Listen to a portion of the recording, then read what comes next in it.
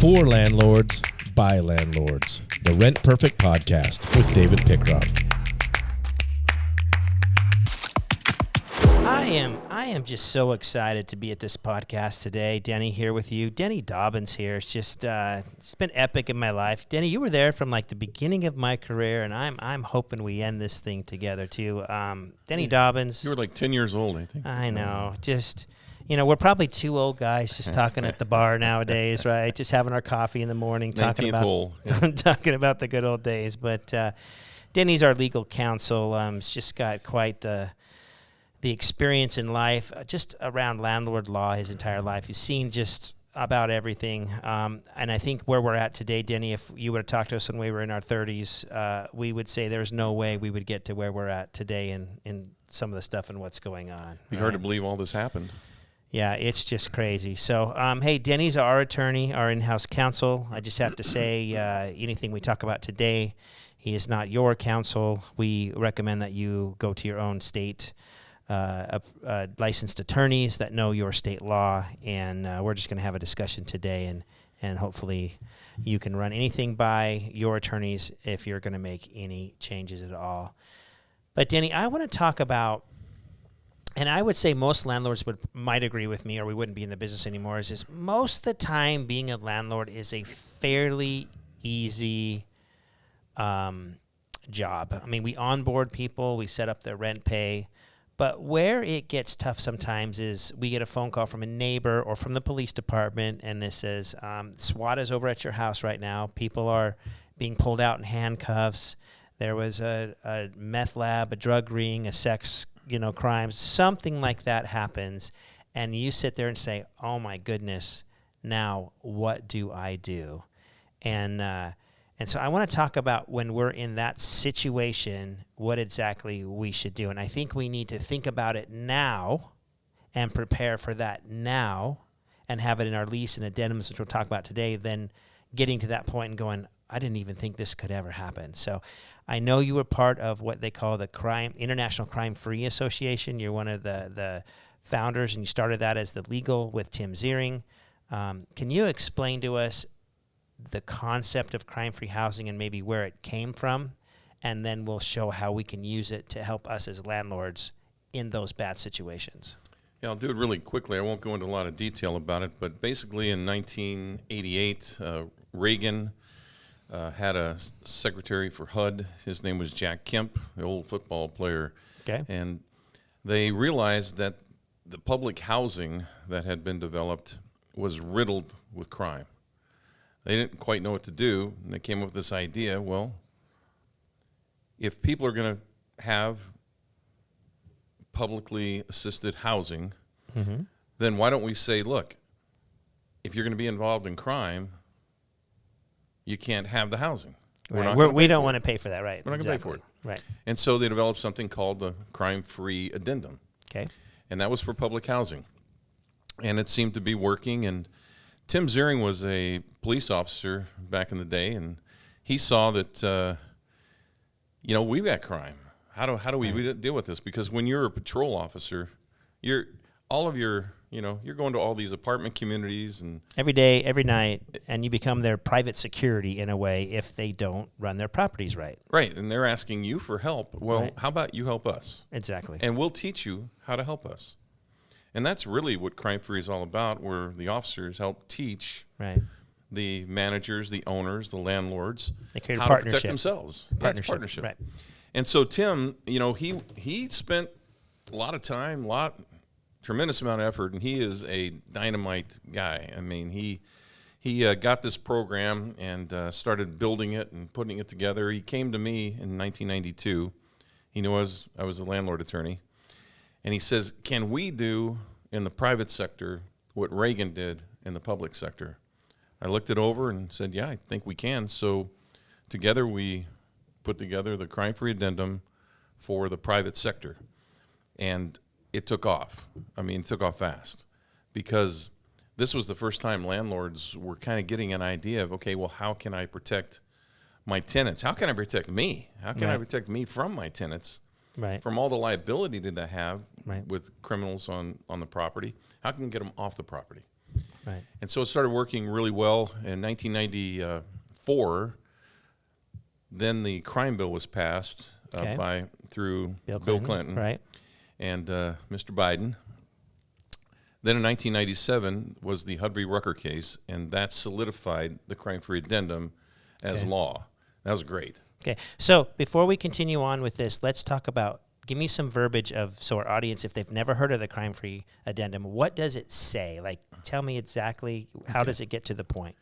Well, the crime-free addendum says, look, if you are an owner or a manager of the property and you want to keep crime off the property, then here are the basic crimes that we can look at, especially dealing with drug-related activity, because a lot of crimes are drug-related activity. Because from drug-related, you can get theft, you can get assault, you can get all kinds of things that happen. And so it lists the crimes, then it lists, if you're involved in these, or if you're occupants or invitees, or anyone with whom you have control over that's on your that's at your unit, right? You're going to be under the crime-free addendum, and you have a responsibility now if criminal activity happens in, on, or near that property, you're responsible for it. Okay.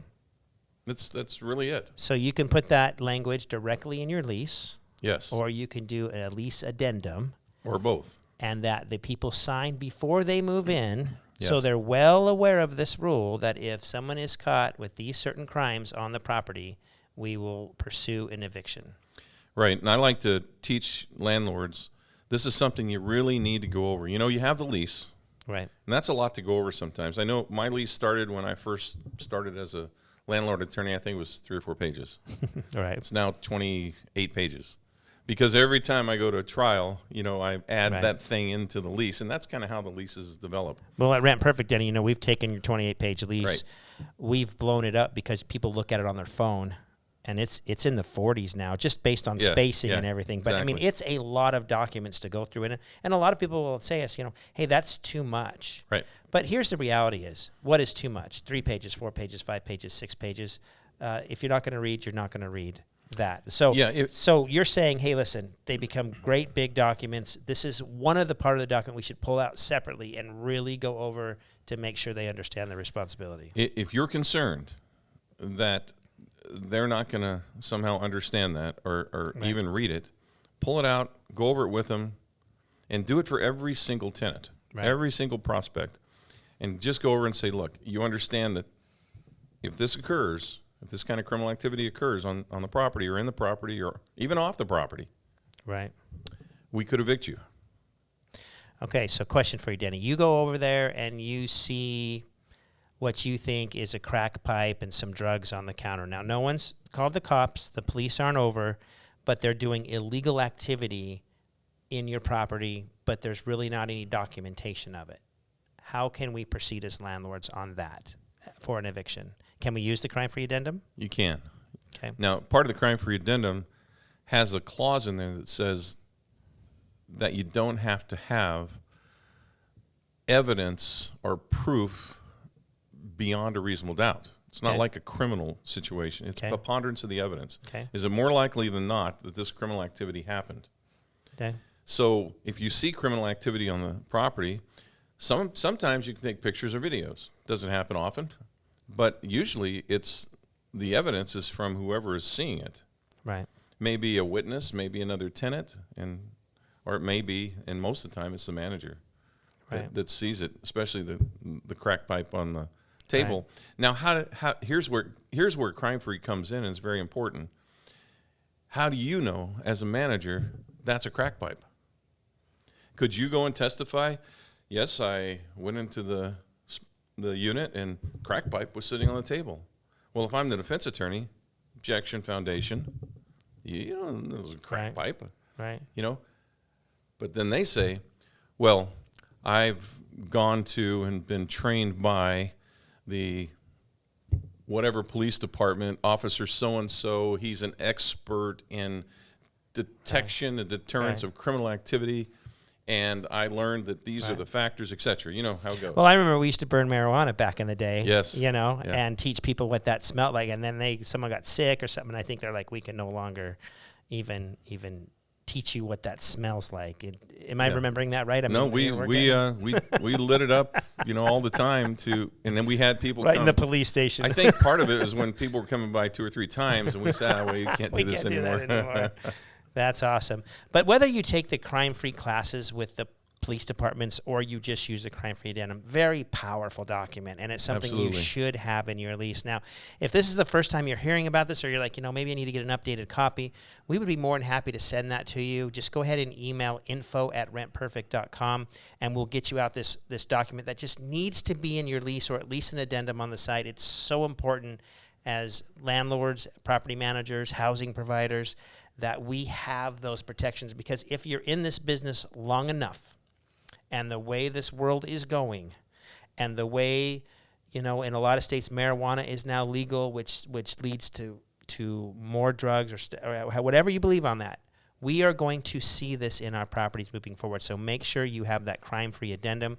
It's interesting. It came from the public sector, and yet nowadays the attacks on it are actually coming from that same public sector who created it. But all in all, other than the screening component, it has lasted the test of time. And it has. Now, we worked with the Attorney General's office a long time ago, and they took, a position with crime-free, saying, okay, here's the criteria that you need to use. So we don't, as crime-free, we don't tell landlords what they need to do for criteria. That's more a Rent Perfect saying, right. Here's some things you should be looking at for your criteria. Right. And so you set your own criteria. Crime-free doesn't set it, but I want you to know if you want to be part of crime-free, it's really simple. Just email icfadirector@gmail.com. And crime-free will get with you. They will help you. They're in more than 3,000 cities. Okay. They will direct you and give you forms, whatever you need. They're there to help you, and you can actually get certified. Okay, so you can take it as far as you want to take it, right? Or you can just put the stuff into your lease if you're like, I don't have time. But crime-free needs to be part of your managing style. It absolutely does, because there's so many clauses in there that absolutely protect you. Now I'm going to throw back one more thing here. Denny, in back in the day, they really gave you a hard time because when you created that addendum, it said a crime on or off the property. Where are we now? Because they kept saying, well, if you commit a crime off the property, that doesn't affect where you live and the tenants and all this stuff. Is that still part of the language? Still part of the language. Okay. In, on, or off. When you're committing crimes off the property, it can have a very negative effect. Right. A robbery, you come to the property. Right.